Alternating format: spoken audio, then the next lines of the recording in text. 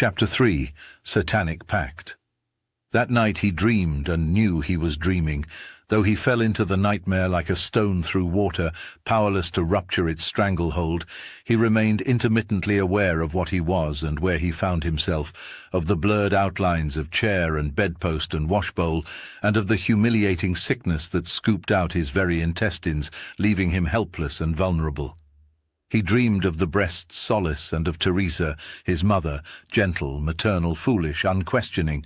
Pain curled him into the womb's suspension, his knees approaching his face, then relaxed him till he lay limp and wounded, parched lips sucking the air.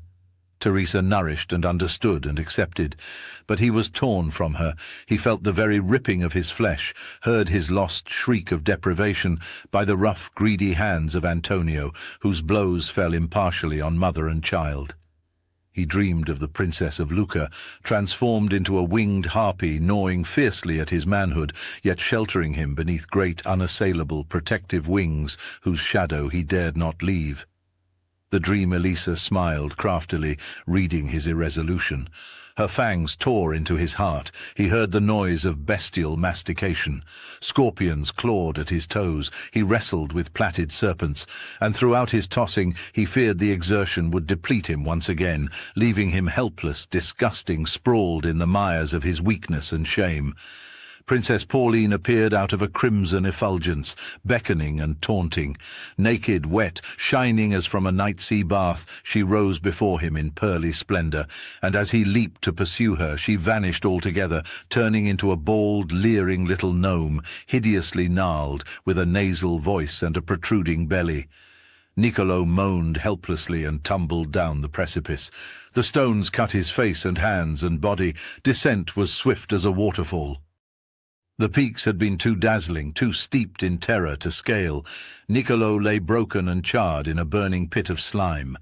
Out of the fiery darkness, the pounding echo of familiar laughter rapped upon his skull. Niccolo raised his eyes and peered out into the blazing inferno. He braced himself. This time he was aware. This time he would remember. Slowly, out of the flames, the creature emerged.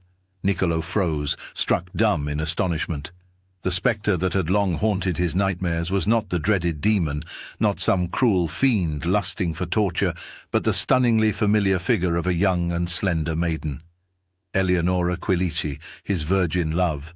Sheathed in pearly satin, a shapely silver silhouette in a sea of golden fire, her body moved like an undulate flame slowly drifting toward him. Gone was all pretense of innocence, of girlishness or puerility. Her eyes were lined in Egyptian black, her lips painted the color of blood. Her bearing and demeanor exuded cruelty and grace, a beguiling threat of sinful pleasure. Niccolo lifted his body from the muck and kneeled like a mendicant before her. "Eleonora," he said, his voice trembling, "why do you come to me?" Her eyes glimmered darkly in the flickering light. "Your ambition is your prayer," she replied. "That which you ask for, so shall you receive.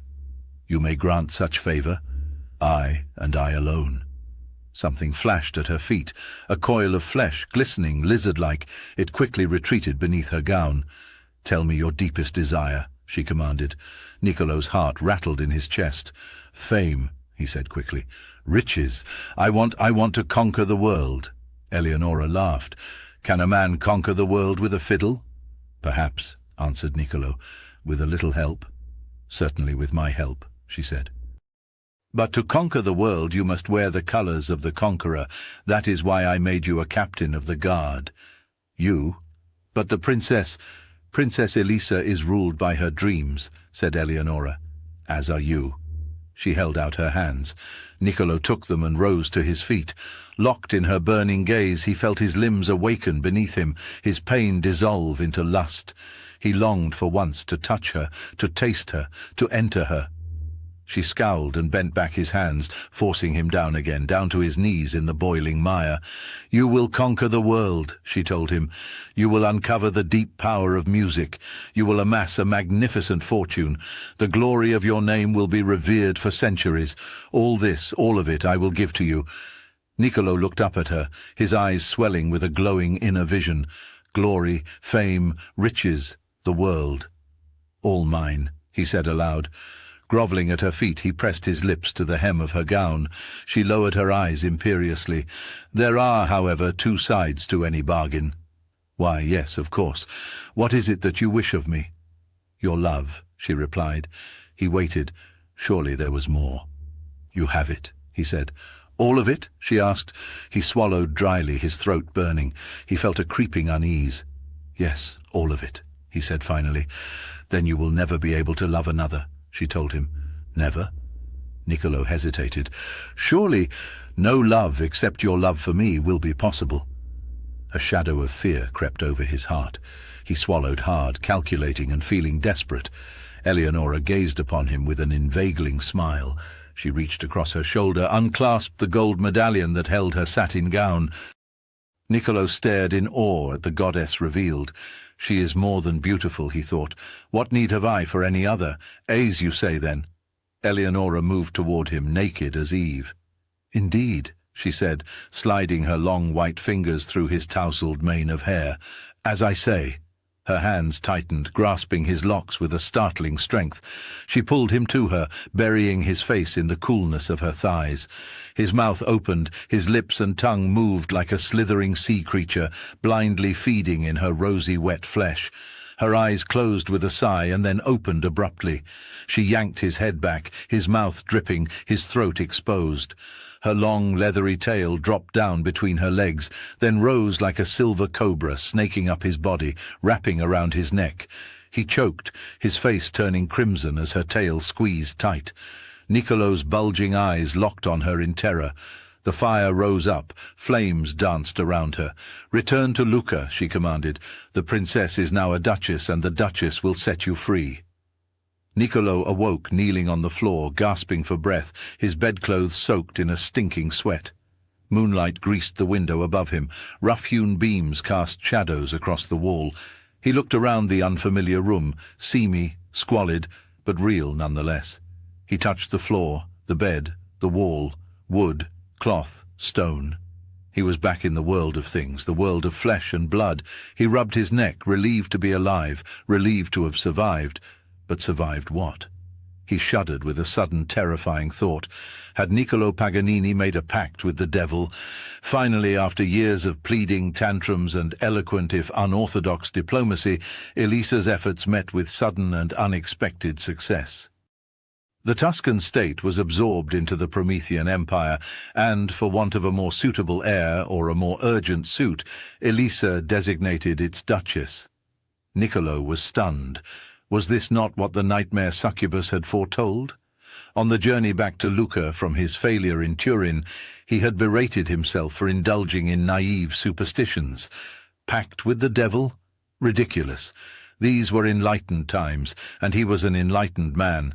To think that for days he had worried about it, pondering at one moment her golden promises, the soft well of her flesh, and in the next, stroking his throat with a chilling apprehension. Nothing more than a bad joke of a bad dream, he had thought, an inflammatory mixture of wishfulness and desperate fatigue.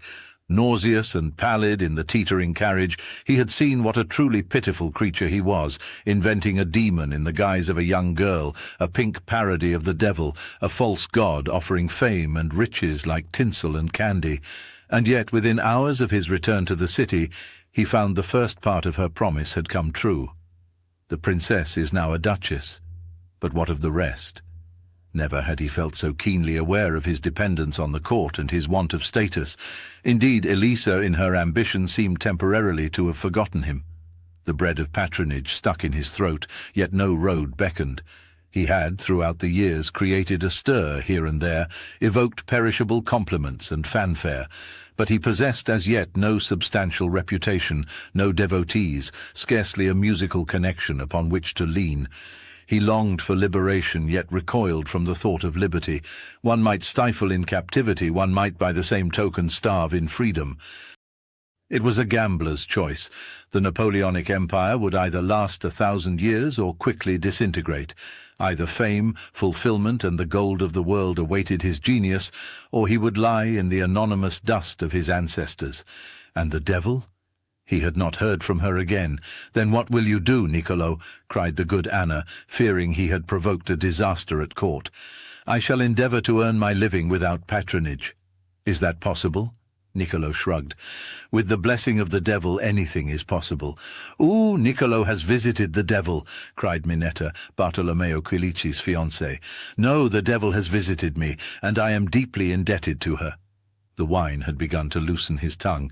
To her, Minetta giggled. The devil is a woman. He was watching Eleonora float across the dance floor. Most assuredly, he said. And for what are you indebted to her? Minetta asked. For dark secrets. Ooh, Niccolo has dark secrets. Someone slipped a guitar into his hands and he caressed it vaguely, releasing soft, wailing sounds in tune with the troupe.